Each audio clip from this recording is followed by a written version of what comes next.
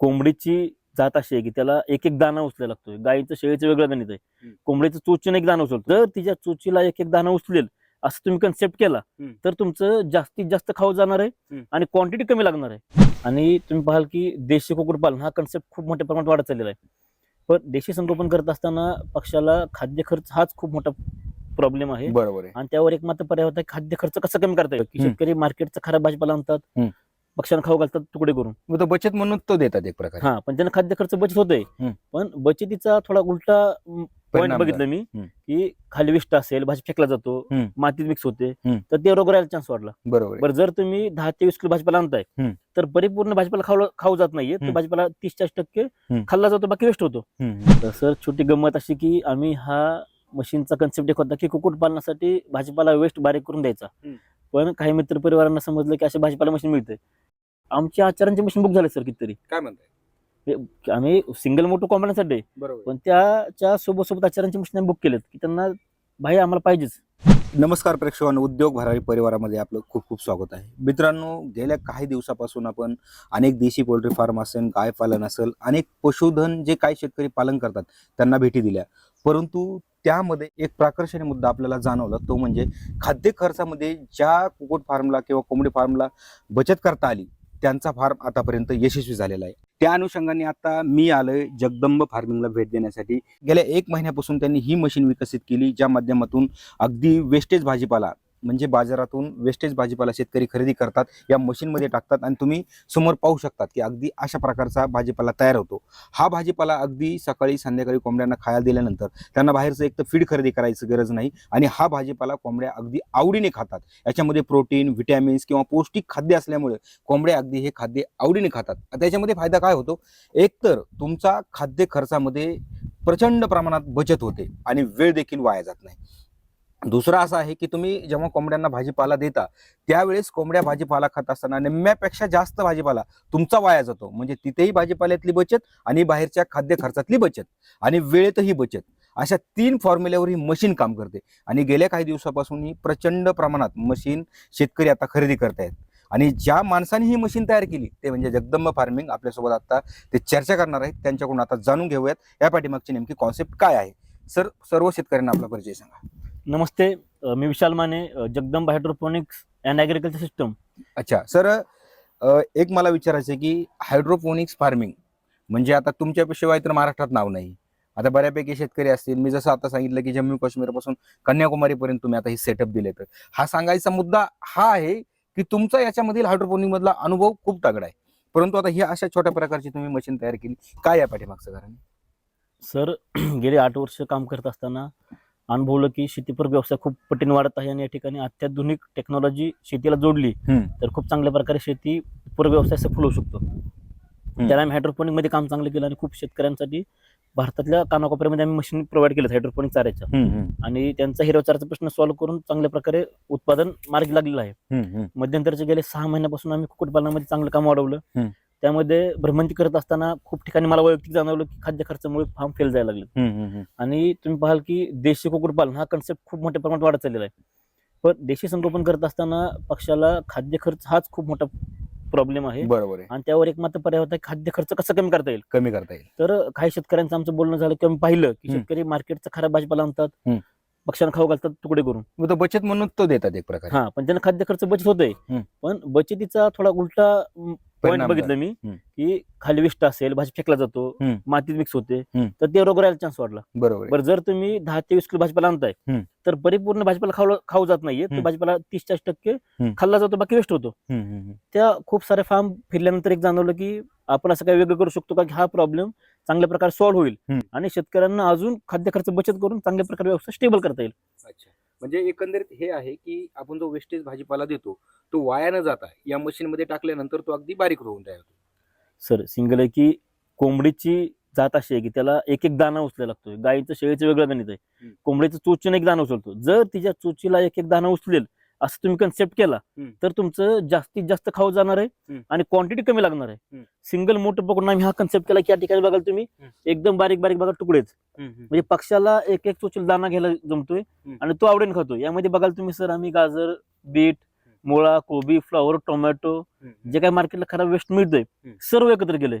आणि त्यामध्ये आपण काही ऑब्झर्वेशन टेक्निकल असं केलं की सोया डिओस असेल, मच्छी मार्केटचं मच्छी वेस्ट असतं, पावडर मिळते, स्टार्टर फिडर, हे सर्व मिक्स करून अजून त्याची ताकद वाढवली. म्हणजे याच्यामध्ये तुम्ही ते मिक्स करताय 100%. म्हणजे शेतकऱ्यांना तुम्ही सांगताय ज्यांना मशीन प्रोव्हाइड करतोय प्रोफेशनल प्रॉपर पद्धतीने आपण त्याला एक चारा व्यवस्था कसं करता येऊ शकतो त्याचं मार्गदर्शन करतोय सर. अच्छा, बरं. आता ही मशीन मी पाहिली अगदी छोटी आहे, तुम्ही एका छोट्या जागेत ठेवू शकता, परंतु अशा प्रकारच्या अनेक चायना मशीन मार्केटमध्ये आहेत. तर तुम्ही याच्यामध्ये वेगळं काय केलं? सर सुरुवातीला मी बी मेकॅनिकल आहे, इंजिनिअरिंग झाल्यानंतर त्यात काम उतरलो व्यवसायाला. टेक्निकल पॉईंट बघितलं की चायना मेड मशीन स्वस्त मिळते, महाग मिळते, हा पार्ट आला. पण त्याच्या चायनाचं कसं आहे की सर आणली आज टिकली ठीक नाही तर सेकंड डेचा विषय गॅरंटी नाहीये. बरोबर.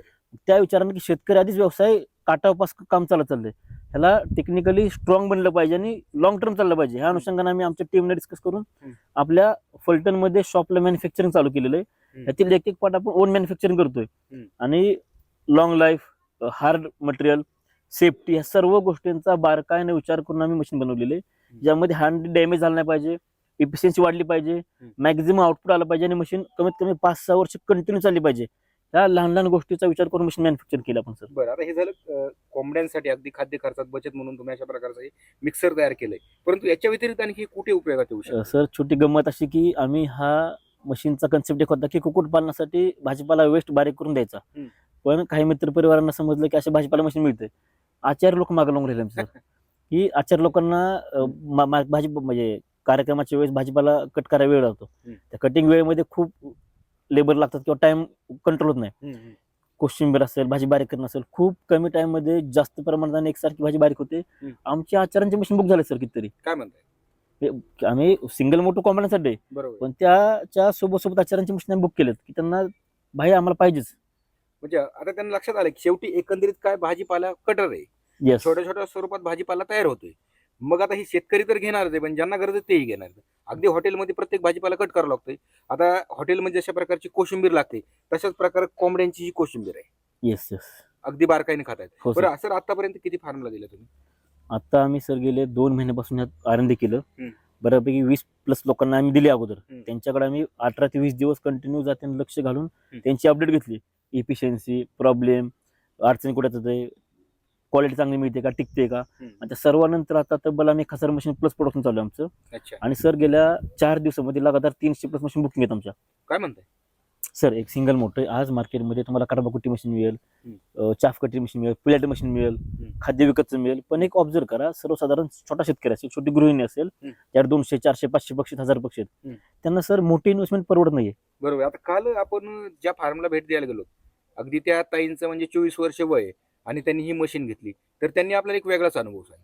सर तुम्ही वैयक्तिक पाहिलं असेल 300 पक्षी आहेत त्यांच्याकडे. 300 पक्षी असताना त्या भाजी विकत आणायच्या, मार्केटचा टाकायच्या, काम करायचं. हायड्रोपोन त्यांना आपण दिलेलं आहे, तो फायदा जाणवला. त्यामध्ये पण त्यांना हायड्रोपोनिक पक्षी वाया जायचा. हायड्रोपोनिक बारीक होतोय, भाजीपाला कुठला बारीक होतोय. त्या बोलल्या की ज्या ठिकाणी मला 15-20 किलो भाजीपाला लागायचा तो सर 8-10 किलो आलाय. म्हणजे जी त्यांची हप्त्याभराची भाजी होती ती 15 दिवस गेली. आपोआप कॉस्टिंग कमी होती, अजून कॉस्टिंग कमी केली गेली. आणि पक्ष्यांचं सर्वात मोठं ऑब्झर्वेशन आमचं सर, जे फार्म फिरलो मी, अभ्यास चालू केला की पक्ष्यांना जर टाइमली खायला मिळालं नाही तर पक्षी असं जात आहे की टोचा मारून एकमेकाला डॅमेज करतो.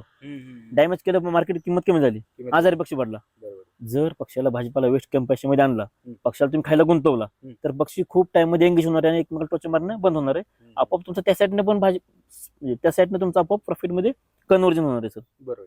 आता तुम्ही जर सांगितलं की खाद्य खर्चामध्ये आपल्याला बचत होती, एक्झॅक्ट बचत किती होते सर? माझे एक 3-4 तगडे फार्मर अनुभवले होते, त्यांनी सर 30 ते 40% ठोक बोलले, साहेब आम्ही ही बॅगच बंद केल्या.